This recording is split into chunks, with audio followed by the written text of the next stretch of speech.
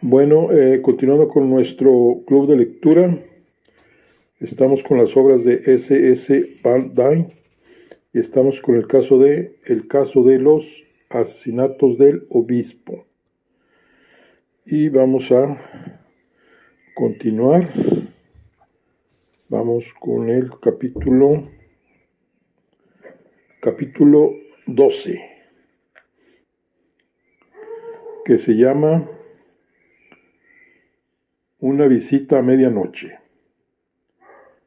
Martes 12 de abril, 10 de la mañana. A la mañana siguiente, los primeros planes de los periódicos metropolitanos traían relatos sensacionalistas que sobrepasaban con mucho los temores de Marcajá. Además del World, otros dos importantes periódicos de la mañana habían recibido notas similares a las que nos mostrara Quinan, y la excitación suscitada por su divulgación fue tremenda.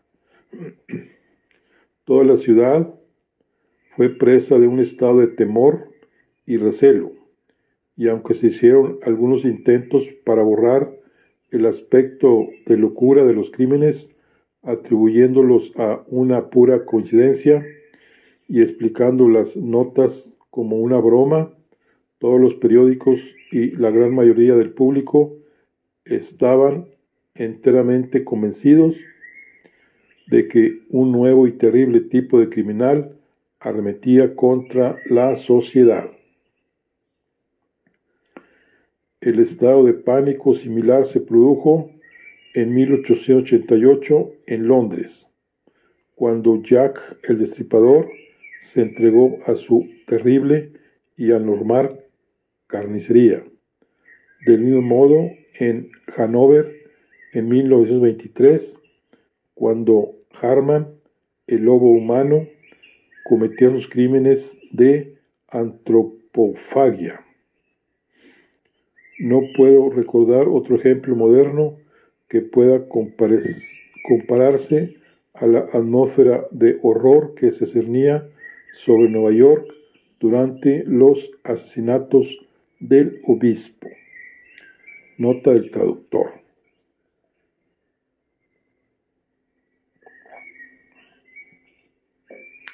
Marcaham y Hedge eran asediados por los reporteros, pero ambos mantuvieron absoluta reserva. Nada se dejó traducir de que hubiese razones para creer que la solución pudiese concernir a la familia Dillard, ni se mencionó el extravío del revólver calibre 32. La situación de Sperling fue comentada con simpatía por la prensa. La opinión general a su respecto era la de que había sido una víctima desdichada de las circunstancias, y todas las críticas por las demoras de Marcaham en procesarlo fueron rápidamente acalladas. El día que fue muerto Spriggs, Marcaham convocó una conferencia en el Stuyvesant Club. Concurrieron a ella el inspector moral del departamento de detectives y el jefe inspector O'Brien. Jefe inspector O'Brien, a la sazón al frente del departamento de policía.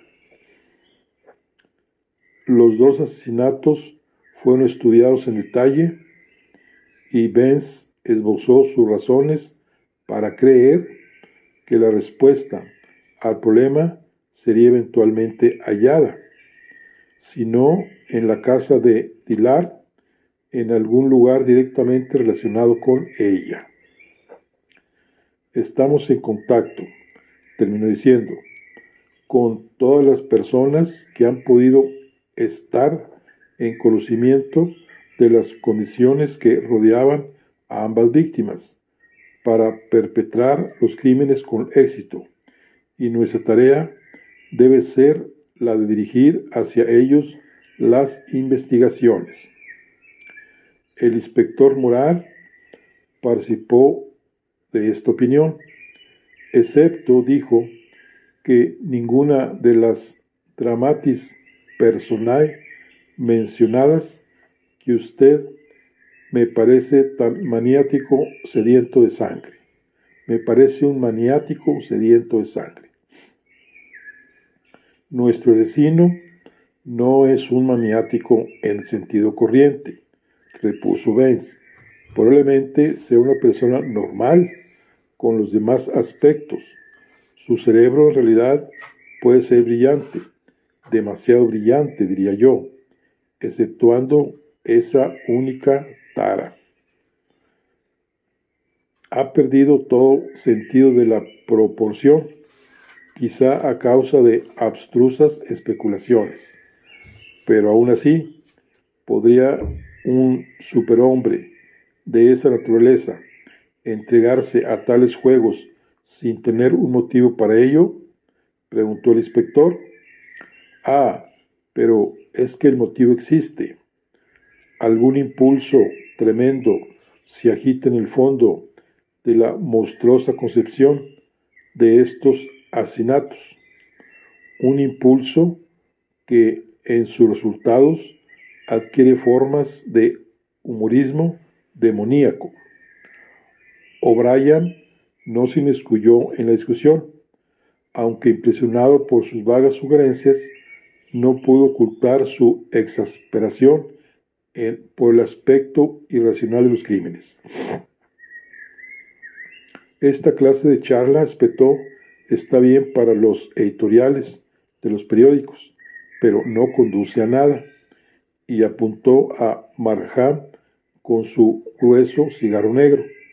Lo que tenemos que hacer es agotar todas las pistas hasta obtener alguna evidencia legal. Finalmente, se decidió que debían entregarse las notas del obispo a un perito y hacer un esfuerzo para rastrear la procedencia de la máquina y el papel. Se haría una búsqueda sistemática de los testigos que pudieran haber visto a alguien en el Riverside Park entre las 7 y las 8 de aquella mañana. Las costumbres y relaciones de Sprague serían también objeto de un estudio minucioso, y se comisionaría a un hombre para que interrogara a los empleados de la sucursal de correos encargados de tomar las cartas de los buzones, con la esperanza de que hubiesen notado los sobres y pudiesen decir en qué buzón habían sido depositadas las notas del obispo. También se determinaron otras gestiones de rutina, y Morán sugirió que durante un tiempo se apostaran noche y día 3 hombres en la zona de los crímenes para acechar cualquier movimiento sospechoso por parte de las personas envueltas en el caso. A partir de ese momento, el departamento de policía y la oficina del fiscal trabajarían de común acuerdo. Markham, desde luego, en tácito acuerdo con Heads, asumió la dirección de todas las investigaciones. Ya he interrogado a los miembros de las casas de Dillard y Drucker con referencia al asesinato de Robin, explicó Markham a Moran y a O'Brien, y he analizado el caso Sprague con el profesor Dillard y Arneson. Mañana veré a Pardee y a los Drucker. A la mañana siguiente, Markham, acompañado de Heads, fueron a buscar a Baines poco antes de las 10. Esto no puede seguir así, declaró aquel. después de un ligero saludo. Si alguien sabe algo, tengo que descubrirlo. Voy a apretar el torniquete y al diablo con las consecuencias. Apriétalo, exclamó Vance, que parecía desalentado. Sin embargo, dudo de que eso te sirva de algo. Ningún procedimiento ordinario va a resolver este intríngulis. De cualquier modo, he telefoneado a Barsted. Dice que podríamos hablar esta mañana con la señora Drucker, pero he convenido en verlo él primero. No obstante, ansío adentrarme algo más en las anualidades de Drucker. Las jorobas realmente no son producidas por caídas, ¿sabes? Nos dirigimos enseguida a casa del doctor, por quien fuimos recibidos sin tardanza. Era un hombre alto, simpático, cuyas maneras agradables se me antojaron el resultado de un deliberado esfuerzo. Vance abordó directamente la cuestión. Tenemos motivos para creer, doctor, que la señora Drucker y quizás su hijo estén indirectamente relacionados con la reciente muerte del señor Robin, acaecida en la casa de Dillard. Antes de seguir interrogando a los dos, desearíamos que usted nos dijera, hasta donde su ética profesional se lo permita, algo acerca de sus condiciones neuropáticas. Haga el favor de ser más explícito, señor, dijo el doctor Baratid con defensivo distanciamiento. Me han dicho, continuó Vance, que la señora Drucker se considera a sí mismo como responsable de la deformidad de su hijo. Pero tengo entendido que deformaciones como la que él sufre no son ordinariamente ocasionadas por lesiones de carácter físico. El doctor Baratid meneó lentamente la cabeza. Es cierto, una compresión parapléjica de la espina puede ser el resultado de una dislocación o un golpe, pero la lesión así producida es del tipo focal transverso.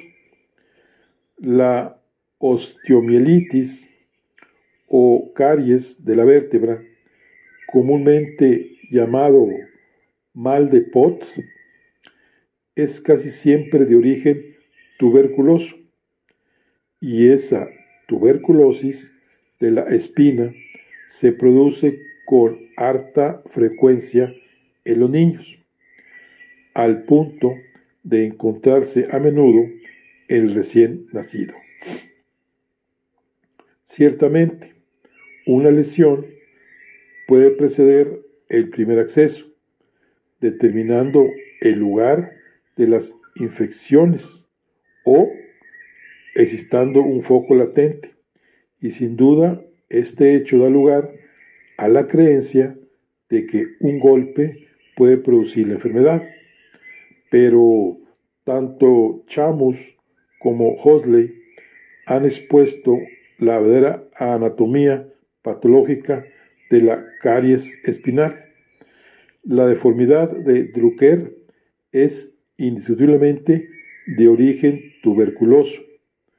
Hasta su encorvamiento es de un acentuado tipo redondeado, denotando una extensa torsión de las vértebras, y en su caso no se observa especie alguna de escoliosis. Además, presenta todos los síntomas locales de la osteomielitis.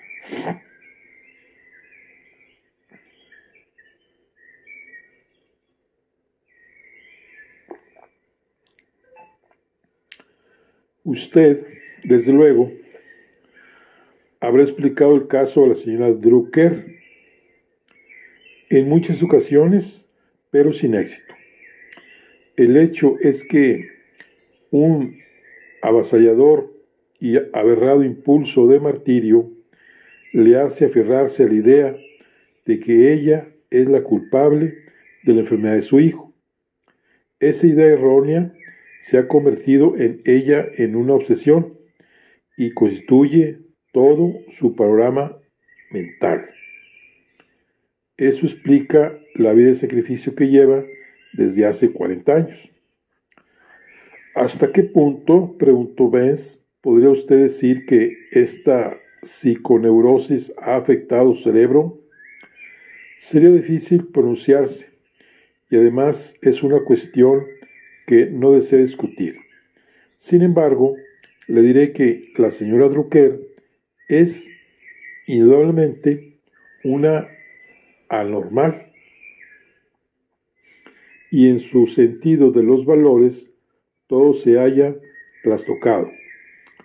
A veces le digo esto con carácter estrictamente confidencial. Ha evidenciado signos de delirio alucinatorio concentrado en su hijo. El bienestar de éste se ha convertido en su obsesión. No hay prácticamente nada que ella no estuviese dispuesta a hacer por él. Agradecemos su confianza, doctor. ¿No sería lógico pensar que su indisposición de ayer fue resultado de algún temor relacionado con el bienestar del hijo? Indudablemente que sí. Ella no tiene vida mental o emocional fuera de él, pero si ese pasajero colapso se debió a un temor real o imaginario, no puede decirlo. La señora Drucker ha vivido demasiado tiempo en el límite entre la realidad y la fantasía.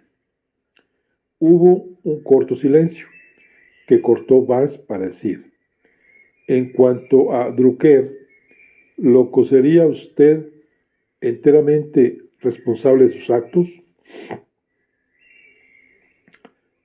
Puesto que él es mi paciente, replicó el doctor Barsted con frío reproche, y no habiendo dado ningún paso para encerrarlo, considero su pregunta como una impertinencia. Markham se inclinó hacia adelante y dijo con tono perenitorio: no tenemos tiempo para medir nuestras palabras, doctor. Estamos investigando una serie de atroces asesinatos. El señor Drucker está envuelto en ellos. No sabemos hasta qué punto, y nuestro deber es descubrirlo. El primer impulso del doctor fue, evidentemente, rebatir a Markham, pero pareció pensarlo mejor, pues al contestar lo hizo con acento de indulgencia. No abrigo el propósito, señor, de reservarme nada que pudiera serles útil, pero el poner en tela de juicio la responsabilidad de Mr. Drucker equivale a acusarme de negligencia en un asunto que atañe a la seguridad pública. Tal vez, sin embargo, haya entendido mal la pregunta de este caballero y estudió a Vance durante un breve momento. Hay, desde luego, grados de responsabilidad, continuó con tono profesional. El cerebro de Mr. Drucker es demasiado desarrollado, como es frecuente en los gibosos. Todo su proceso mental es introvertido, como si dijéramos, y la ausencia de reacciones físicas normales tiende a menudo a producir inhibiciones y aberraciones, pero no he notado síntomas de nada de eso en Mr. Drucker. Si bien es excitable y propenso a la histeria, tal como suele acompañar el mal que él padece.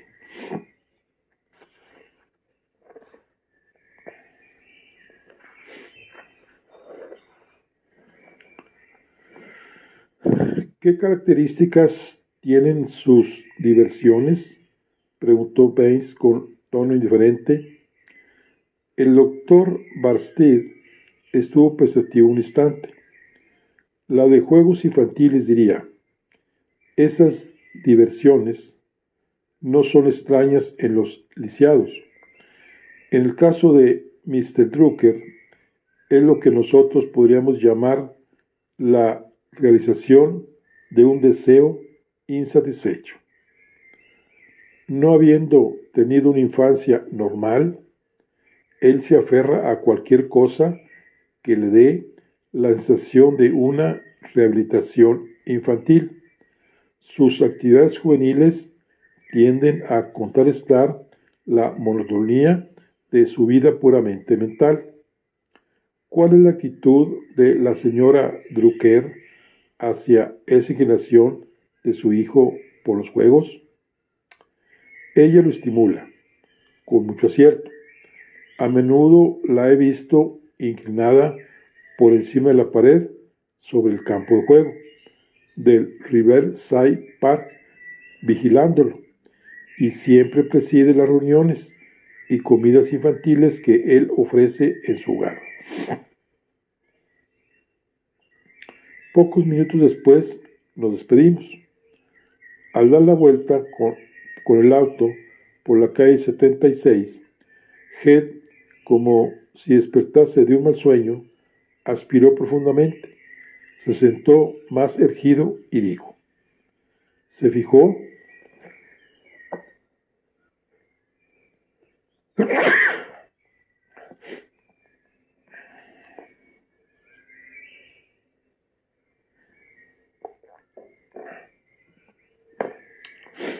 se fijó en lo que dijo acerca de los juegos del muchacho.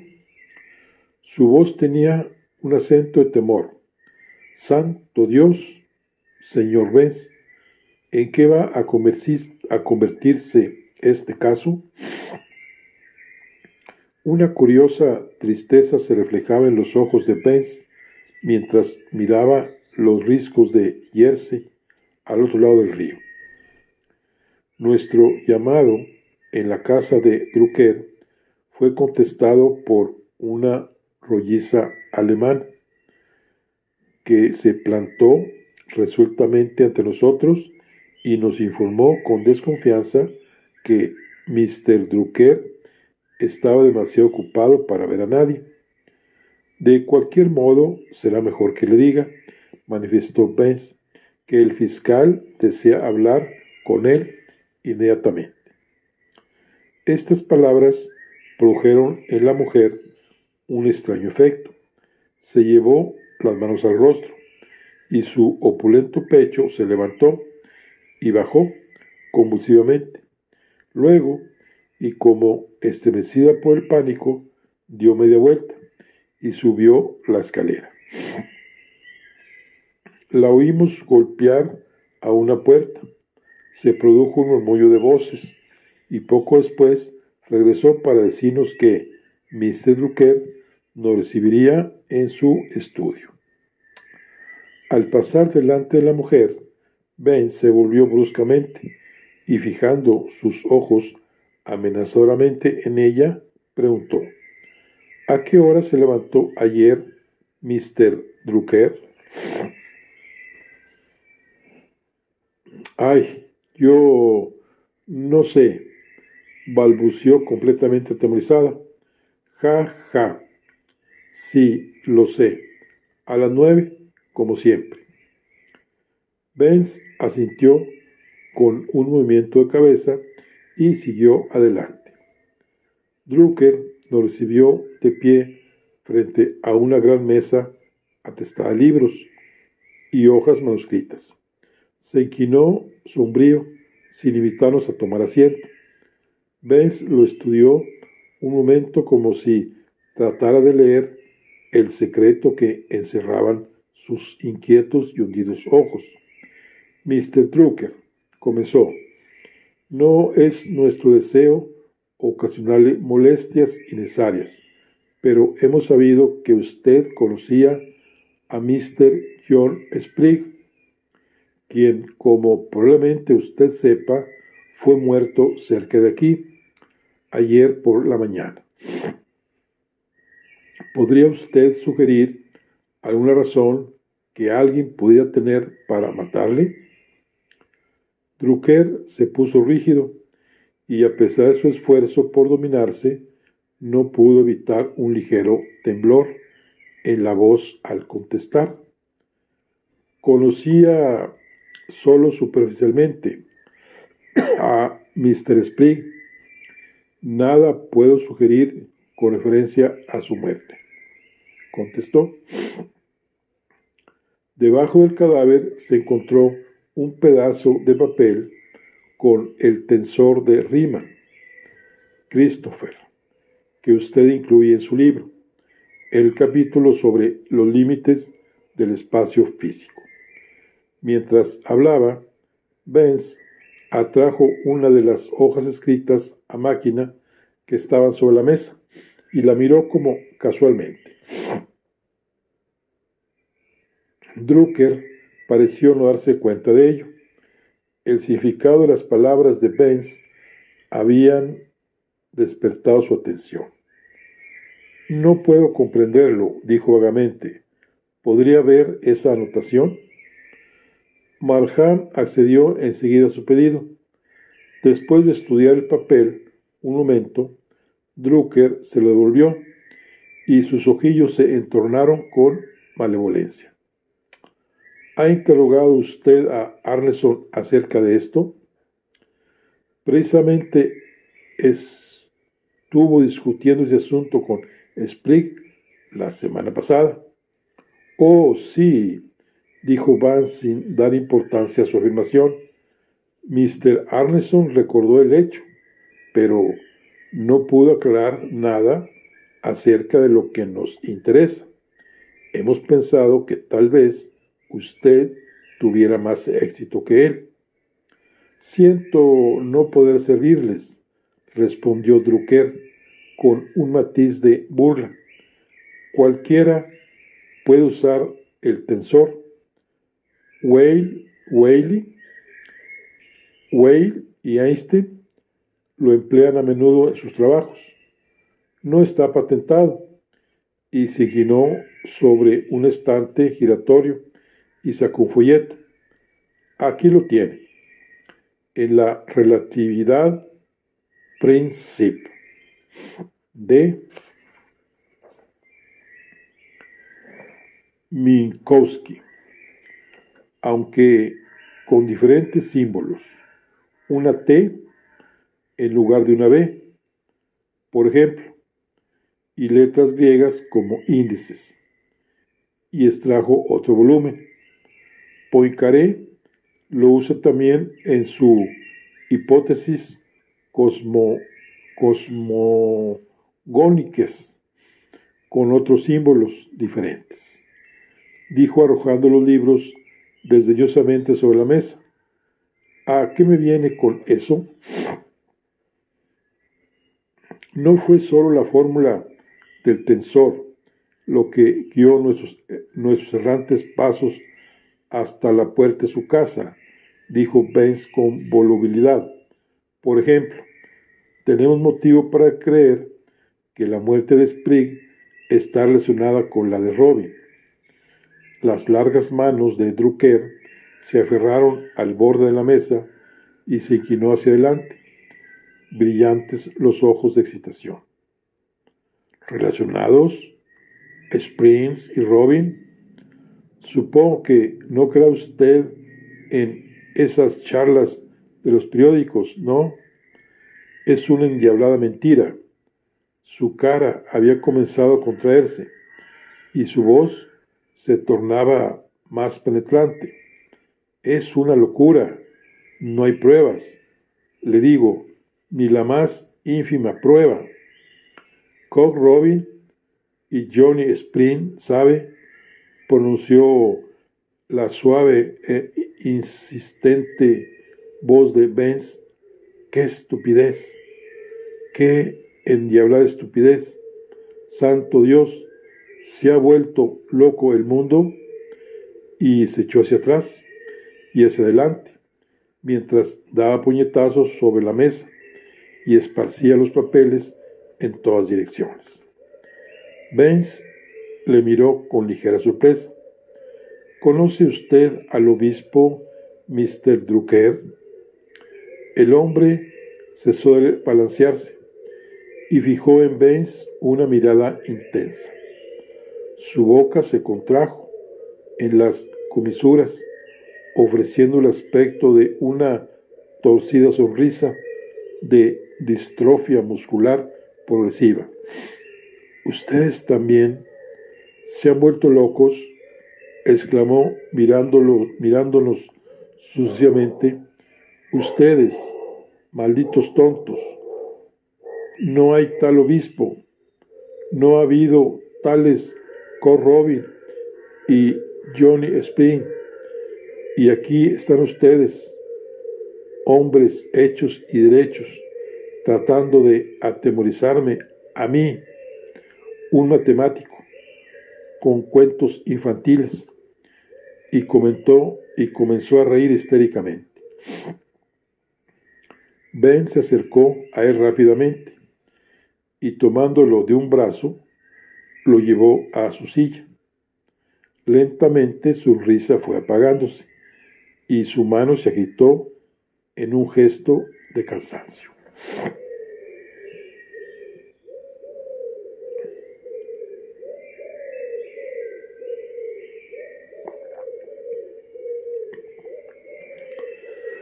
Es una lástima que Robin y Sprig hayan sido muertos, dijo, con tono profundo y monocorde. Los niños son los únicos que importan. Ustedes probablemente descubrirán al asesino. Si no lo logran, quizá yo les ayude, pero no se dejen llevar por la imaginación. Aténganse a los hechos, a los hechos. El hombre parecía exhausto y nos retiramos. Está asustado, Marham, terriblemente asustado, observó Benz, cuando nos encontramos de nuevo en el hall. Me gustaría saber qué oculta en su atormentado cerebro. Abrió el paso por el hall hacia la puerta del cuarto de la señora Drucker.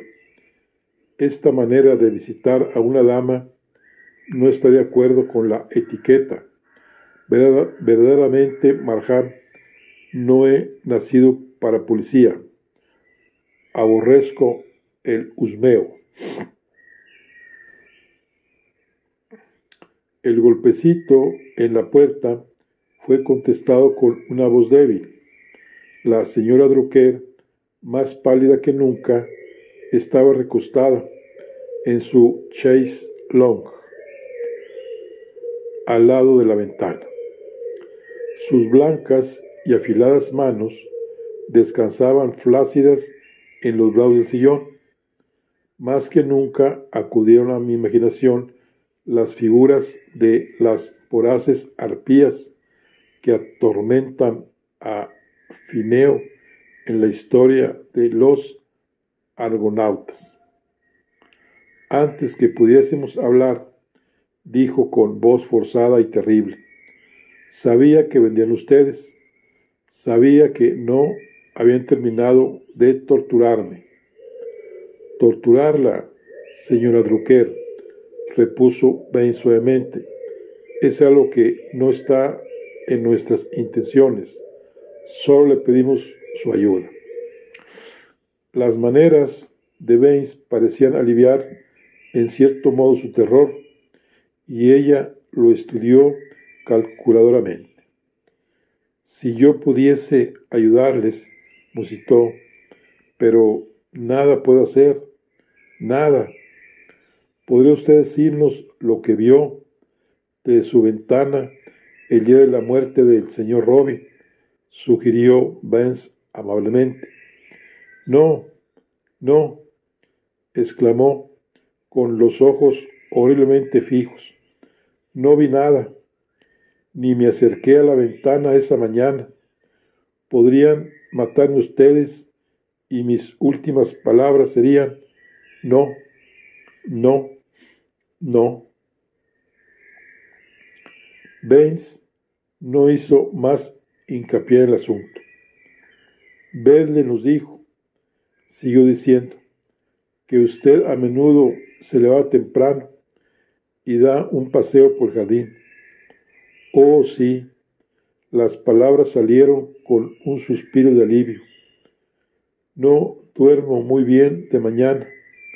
Con frecuencia me despierto con agudos dolores en la espina dorsal y con los músculos de la espalda rígidos. Entonces me levanto y cuando hace buen tiempo doy un paseo por el jardín. Verde la vio usted en el jardín ayer por la mañana. La mujer asintió extraída. También vio con usted al profesor Dillard. Volvió a sentir, pero inmediatamente después lanzó a Baines una mirada agresiva. A veces me acompaña, se apresuró a explicar. Se compadece de mí y, además, admira a Adolfo. Cree que mi hijo es un genio, y lo es. Hubiese sido una eminencia, tanto como el profesor Dillard, a no ser por su enfermedad. Y todo es culpa mía. Lo dejé caer cuando era un bebé.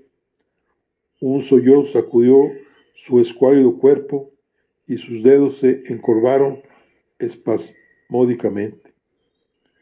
Después de un momento, Baines preguntó, ¿de qué habló usted con el profesor Dillard ayer en el jardín?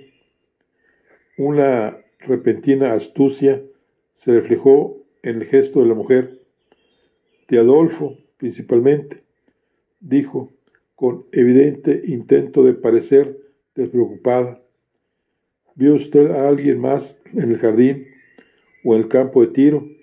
Preguntó Baines, posando sus indolentes ojos en su interlocutora. No. La sensación de miedo volvió a apoderarse de ella. Pero sí había alguien, ¿sabe?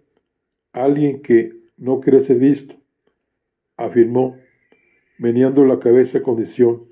Sí, ahí había alguien más que creyó que yo lo había visto, pero yo no lo vi. Oh, Dios misericordioso, no lo vi.